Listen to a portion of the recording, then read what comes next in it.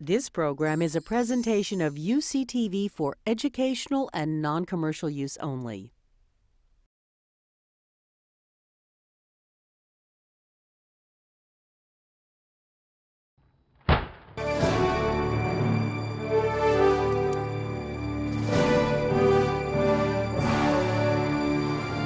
Today on CNS News, we'll explore current issues that are polarizing our state, city, and the Berkeley campus.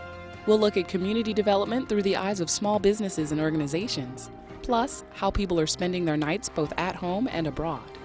But first, the recent earthquake in Haiti has left rescuers struggling to get supplies into hard-hit areas. Here in Oakland, Haitian Americans are finding ways to raise money for their friends and family back home. Kate McLean reports. Portia Jefferson teaches Haitian dance. Since the earthquake, she's been hearing from friends who need help. You know, they don't have anything, so they're all sleeping on the street. Her drum leader and partner, Daniel Brayville, is with his family in the mountains, where help has been slow to arrive. I'm not saying this to put down all these beautiful people that are helping, but there are people still dying. And this sits with me so hard every day, it's hard for me to function. So instead of donating to the Red Cross, Colette and Portia are trying to send money directly to their loved ones who can distribute it in their communities. If you put it in my hands where people are not able to make it to Petit Guave, to Fond du Neg, I'll be able to put it in the hands of people who are not able to reach that money. To raise the funds, they performed at a benefit concert with other Oakland artists.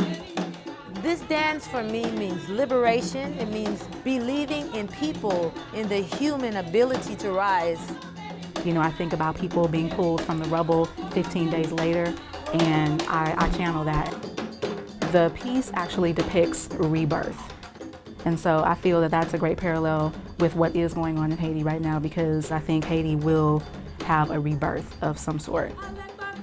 Portia and Colette each raised $1,000 to send to Haiti. For CNS News, I'm Kate McLean. Super Bowl advertisers are expected to pay up to $3 million for a coveted 30-second commercial spot. Viewers may be surprised this year to see a different sort of ad among the standard glitz during the big game. Nina Goodby reports. Talking babies, Doritos, Bud Light, and now the right to life. I was pregnant with Timmy in the Philippines. This video was featured in ESPN's coverage of Tim Tebow winning the 2007 Heisman Award.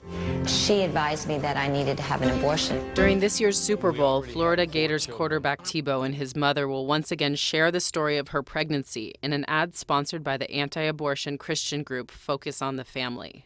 News that the ad got past CBS censors set off a heated debate. Is it now okay to buy Super Bowl airtime to sell morals? I have to be honest, I think, why not? You know, it's a media buy, it's a big audience. The trick is the creative execution, you know, because no one wants to be force-fed a political message while they're eating bean dip and drinking a beer. Several women's rights organizations argue that airing the conservative group's ad is inappropriate. It's setting a precedent that we don't like, and again, from an organization that has such a strong anti-choice, anti-woman message, we think that it'll be a damaging thing to have in such a large stage.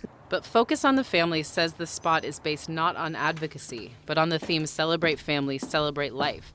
Molly Bowman is taking their word.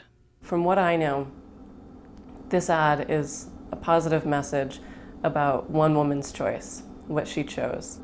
I think we can all celebrate that. It may create some discussion, which I think frankly is a good thing. You know, why not discuss it a little bit? Local football fans already have thoughts on the ad. And they should absolutely be able to do that. I think it's just weird for, like, in a football game. Sure, why not? But I hope it sparks a discussion because that's healthy. And beneficial to Focus on the Family, even before the game. Look at all the chatter this coalition, this Right to Life coalition has created. Job already done. Whatever they run the Super Bowl, job's already done. We're all talking about it. This is Nina Goodby for CNS News.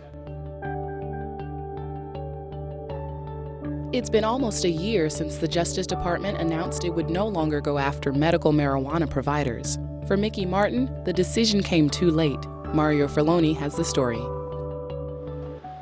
On January 6, Mickey Martin left his suburban home in Pleasant Hill and checked in for the year at a halfway house in the Tenderloin district of San Francisco. Not a night goes by that I don't walk past somebody, smoking crack in a vestibule or offering me, to buy something down the street. It's an ironic, factor to be, thrust into the middle of one of the, most drug-issued neighborhoods in the city. Ironic because in 2007, Martin was arrested by the Drug Enforcement Agency on marijuana charges. He was a baker of sorts, making brownies and other treats laced with cannabis. You could find Martin's products on local dispensaries like this one in Berkeley. They used to arrest somebody every, I think it was Wednesday morning at 6 a.m., and it was just clockwork. So why Martin? DEA officers in San Francisco declined an on-camera interview, but said that the agency only targeted individuals who dealt with large amounts of marijuana. In all fairness, I think that the amount of plants that Mickey was growing wasn't a huge amount given the patient base that he was producing it for. The DEA found 400 plants in Martin's growing facility.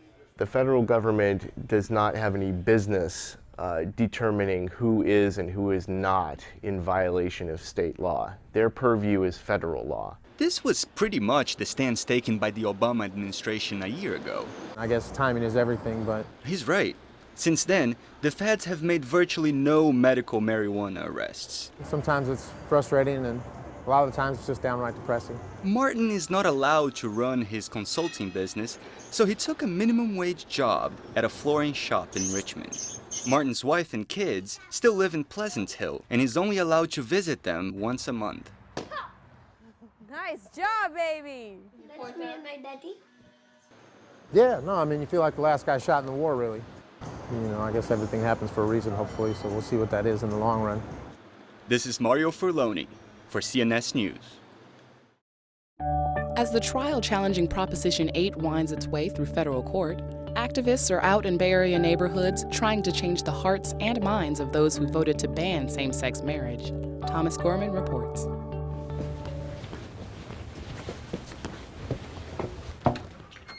Hi. Hi. Are you George? Yes. George, hi. I'm Deborah. I'm a volunteer with Equality California. We're just going around and talking to some of your neighbors about marriage equality. Volunteers like Deborah Berliner and Josh Rosenau are going door to door, asking people to reconsider their opposition to same-sex marriage. Should the issue be on the ballot again, perhaps in 2012, groups like Equality California hope these discussions will sway the outcome. It's a tough call because he had a little bit of hesitation. So I'm not sure whether to put him down as undecided or not. Maybe he could use some more conversation. Equality California says that on average, they have been able to change the minds of 1 in 4 people. Personal connections to this issue are important tools for persuasion. Get the people to think about the gay and lesbian people who they already know in their lives, to talk about gay and lesbian people that we know as volunteers and activists involved in this work, to make this less abstract and more about the real people that this issue affects. My sister-in-law are lesbians. They've been in long-term relationships. These are the sort of things that for me, that have me out here today talking to people, that it's important for them to be able to have those rights. That I know that the things that my parents have, that I would like to have, that I'm planning to get married. Well, I think that will be a very, very personal thing. It doesn't have to be legal. It doesn't have to be in the law and all that. People want to do whatever they want to do in their private lives. It's their private life. What happens inside a house. Right. It doesn't have to come on the street. This is actually something that the opposition did really well. They got out there, they went door to door, they went and had these personal conversations in a way that we were missing. Prop 8 passed by 600,000 votes in 2008, so there are many more conversations to be had. But if the issue of same-sex marriage returns to the ballot box, will the people who promised their support actually follow through when they vote? For CNS News, this is Thomas Gorman.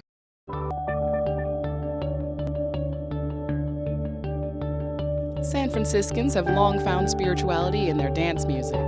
There's Beat Church, the Temple Nightclub, and Ohm Records. But it takes a special kind of priest to bring the party to Grace Cathedral. Vanessa Carr reports. I'm Birdie Pearson. My DJ name is Birdie P. I'm an Episcopal priest. I do an event at Grace Cathedral called Episco Disco. If they can kind of create that space outside time, just for that night or just for 10 minutes when they're sitting by themselves, and that's awesome. Bertie Pearson has been an Episcopal priest for 2 years and has DJ'd and played in bands for more than a decade. You'd expect he'd be torn by these passions, but that's not the case. I don't think there's an inherent contradiction between the church and any kind of like music scene or any other scene.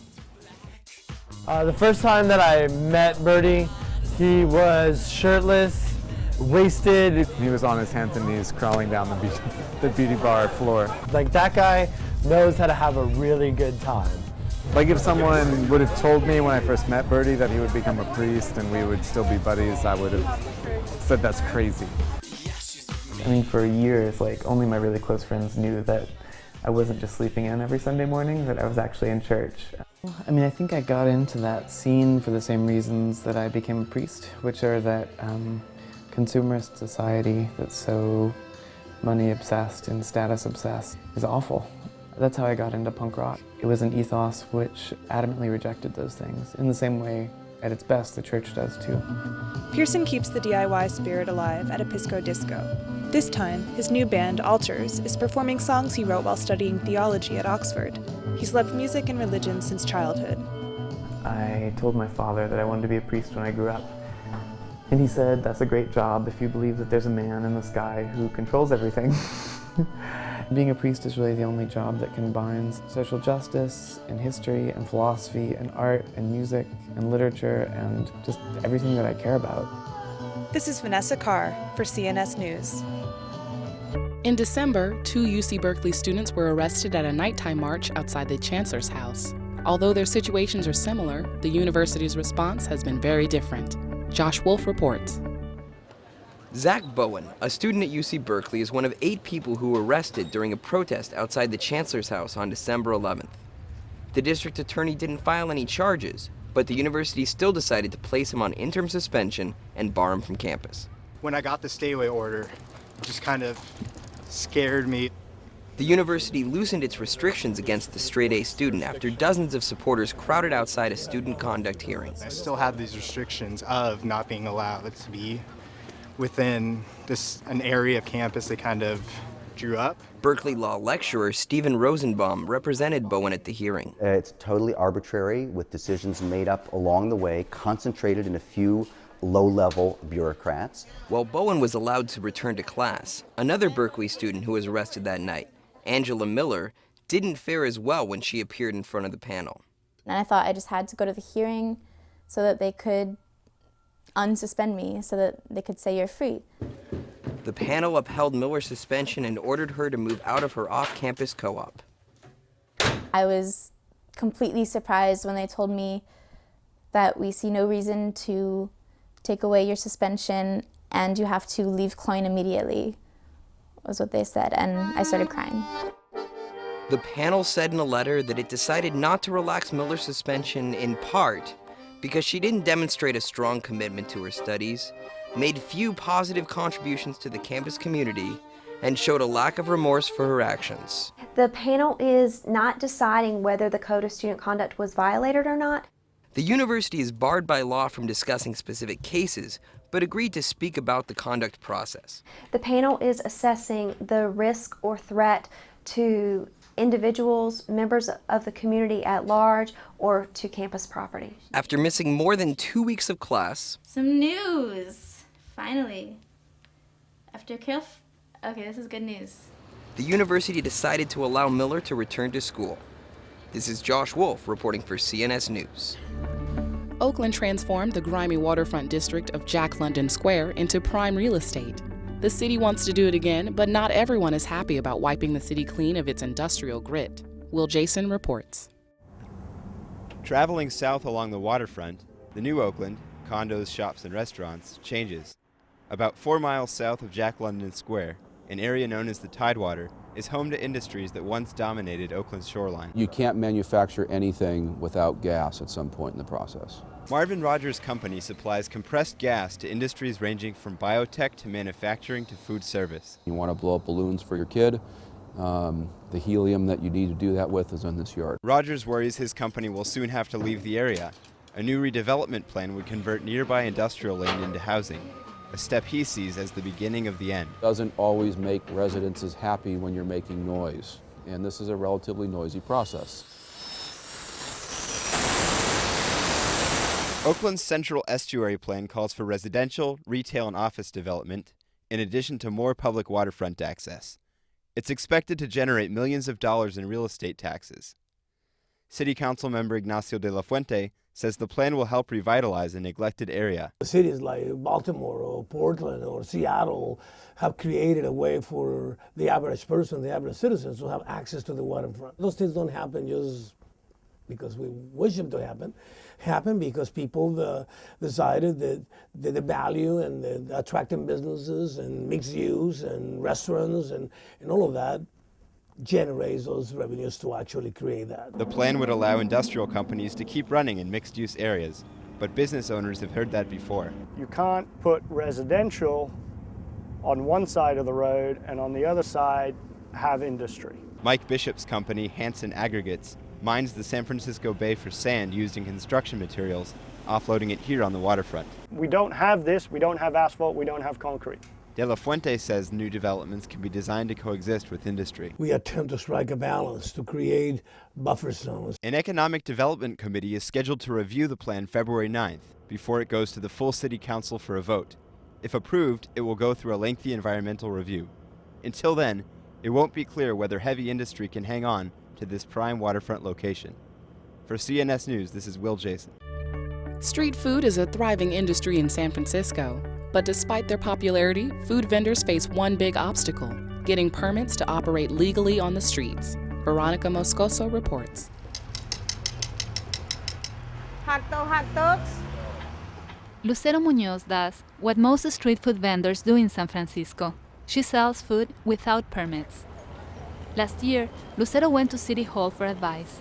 Pues yo sé que ellos hacen su trabajo, por eso es que necesito sacar un permiso para ya no tener más problemas con la competencia y mucho menos con la policía. But the process is difficult for street food vendors. The health department won't give a permit unless the food is prepared in a licensed kitchen, like this one. La Cocina rents a space to vendors who want to sell legally. But there are other barriers to overcome. Vendors can't get permits unless they find a location 2 blocks from someone selling similar food. Or if I wanted to be by an Indian restaurant 2 blocks away, because they serve rice, they would consider that similar, although our cuisines are different. But because we have, items of similarity, they might just deny the application. Julia Young got a San Francisco permit because she parks her truck in a spot that once was used by a legal vendor. Rice, spicy pork. But hundreds of street food vendors in San Francisco aren't so lucky. Lucero has gotten about 10 tickets from the police and twice was told to throw away her food.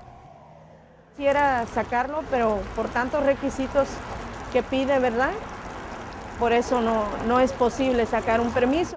They make it very difficult for the small guy to get started. Despite the permit problems, street food is a thriving underground economy in San Francisco. Meanwhile, the city is trying to smooth out the permit process. In San Francisco, this is Veronica Moscoso for CNS News.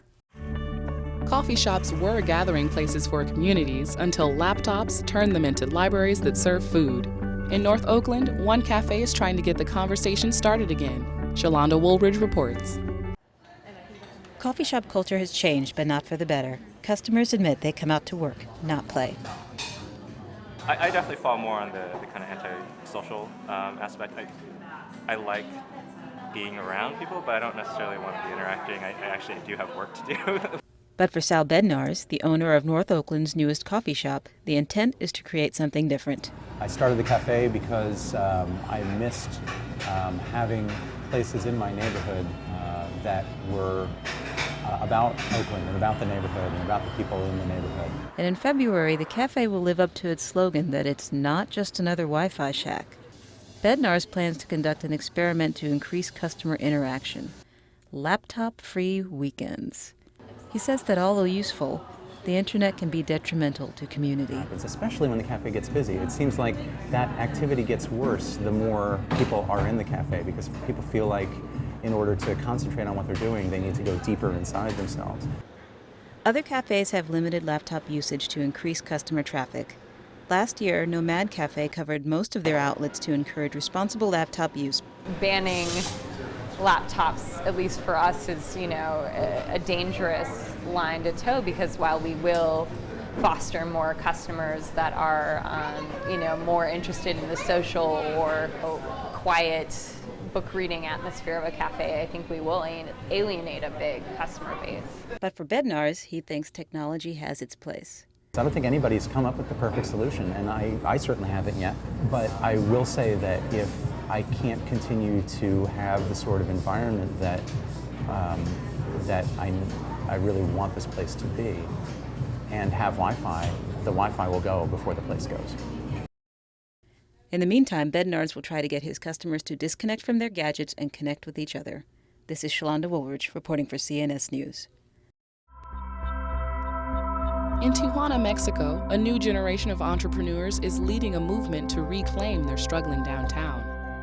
They're opening boutique bars that cater not to Americans, but local artists and hipsters. Kate Kilpatrick reports. More than 1,500 people are dead after 2 years of gruesome narco violence in Tijuana.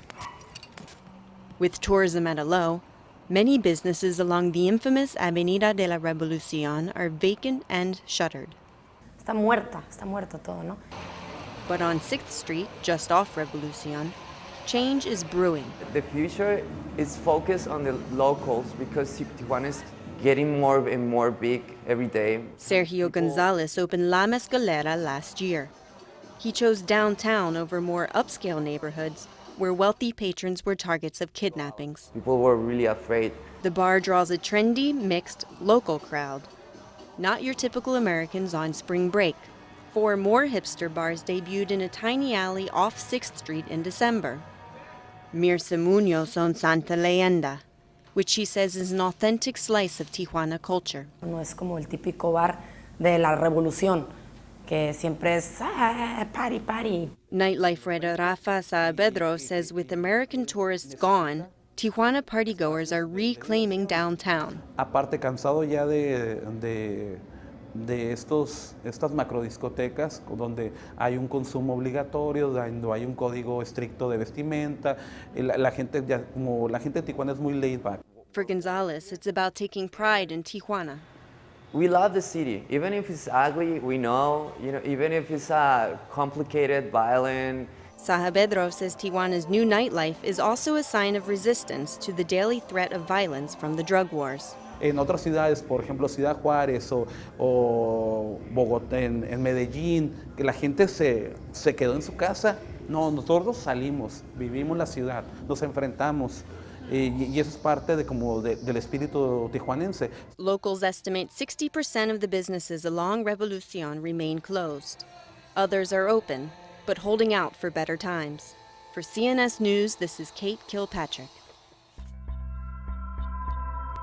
You wouldn't think hip-hop, gardening, and filmmaking had much in common, but the founders of Oakland's newest Green Youth Center say differently.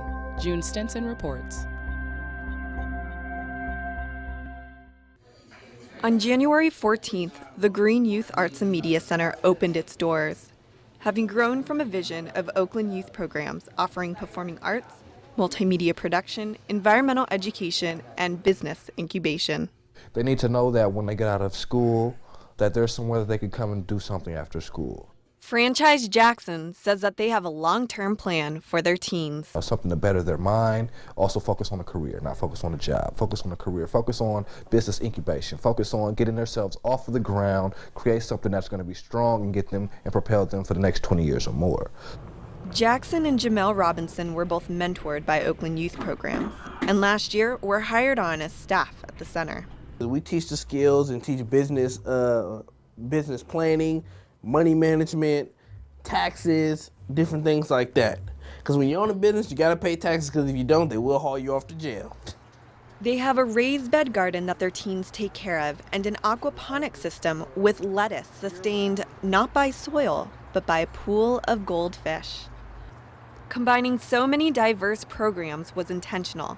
The center wanted to find a way to make environmental politics resonate with disenfranchised urban youth. In that poverty, there was also environmental disparity, the toxic waste dump sites in communities of color and low-income communities, the high pollution rates next to the highways, and the difficulty it was for community members to get access to healthy food. Then last year, the hip-hop group, the Black Eyed Peas Foundation, offered support of $100,000 per year for 3 years. Through their help, the City of Oakland and other community donors, they were able to make their dream a reality. It's important in Oakland because there's a lot of places that are neglected. There's a lot of places that aren't taken care of. There's a lot of youth that aren't being reached yet. So we're going out there and connecting with the places that are really not being looked at. Despite the community support, they still are over $50,000 away from meeting their operating expenses for the fiscal year. This is June Stinson for CNS News. Over the past few years, beavers in Martinez have become the city's unofficial mascots, but some locals blame them for downtown flooding. Are these beavers worth a damn? Richard Parks reports. Martinez is the hometown of baseball hero Joe DiMaggio and naturalist John Muir, but it's best known as Beaver City, USA.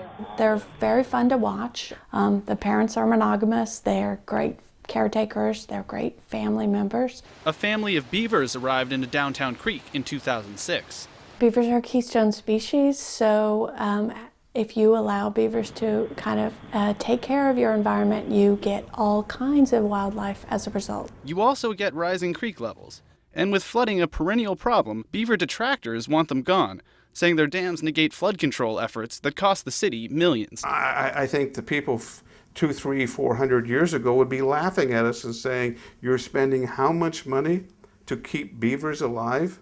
City staffers are on beaver watch 24/7. If it becomes necessary to pull down one or more of the beaver dams, they will do that to keep the city from flooding. The city once considered relocating the beavers to far northern California.